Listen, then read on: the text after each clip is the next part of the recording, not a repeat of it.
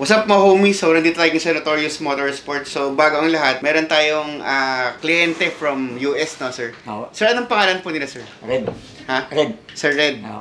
Opo. Saan pa ako kayo galing, sir? Sa US? Sa San Francisco. San Francisco. California. Oh, saan niyo po narinig itong Notorious Motorsport? Nagpa-browse ako kanina eh. Nag-browse kayo Ito kanina? unang lumabas eh. Kala ko San Pedro eh. Yan sabi ko, San Pedro ba to? So, talagang galing US, tas umuwi kayo dito for the reunion, no? Oo, reunion. May reunion sila. Saan school, sir? School ko? Dati Malate. Yung reunion nyo ngayon? Reunion? Dun, sa may Seda. Seda. So, may reunion pala, sir. So, anong pinagawa nyo sa amin ngayon, sir?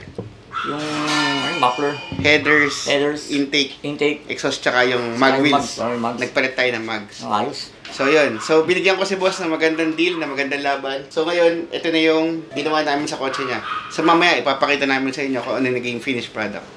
So what's up mga homies? So kung makikita nyo dito sa likod ko, may panibago na naman tayong project. So ang project natin ngayon is Honda Accord. So ang pinabit nga pala sa atin ni Sir is exhaust, headers, intake, tsaka nagpalit na rin siya ng mags and tires. So kung makikita nyo dito, ito yung bagong produkto ng Notorious Motorsport. Yan, HKS free flow na muffler, pero yung tip niya is carbon tip na siya. Tapos ito yung pinaka-wide pipe niya, 2.5 inches pipings. Then may mga flanges pa rin tayo dito nilalagay para madali na lang yung maintenance and para maiwasan natin na magkasingaw yung pinaka-exhaust natin. Yan. Pagdating naman dito, naglagay tayo ng resonator. Dito tayo nagtatanggal nito para hindi nawalan ng back pressure yung sasakyan. Tapos dito naman, makikita nyo, nagtanggal na rin ng catalytic converter niya. Yan. So itong flexible pipe, yan, makatulong yan para maiwasan yung vibration, para hindi mag-damage yung mounting dun sa may headers and dun sa exhaust na rin natin. So yan mga homies, pakinggan natin ano magiging tunog nito.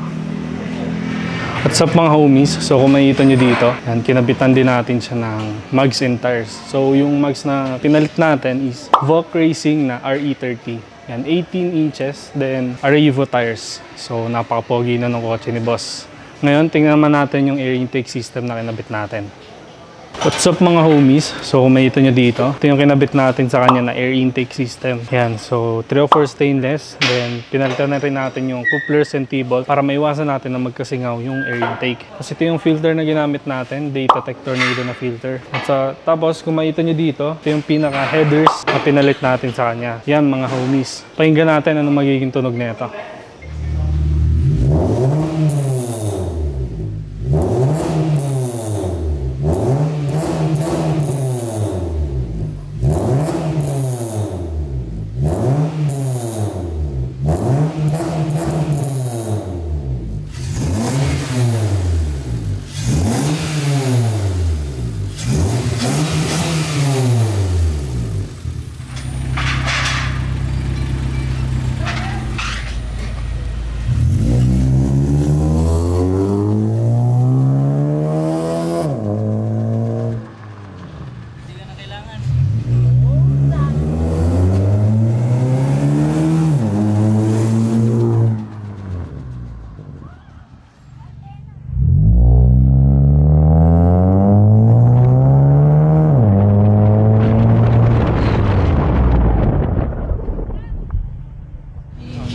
So sir, kamusta yung pinagawa niyong exhaust, headers, saka intake?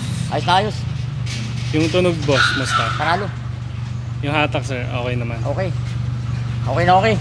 Okay, so kakauwi lang pala ni boss galing sa US. So pinay tayo dito sa Parañaque. So yun, mukhang satisfied naman sa sir. Satisfied na Thank you po.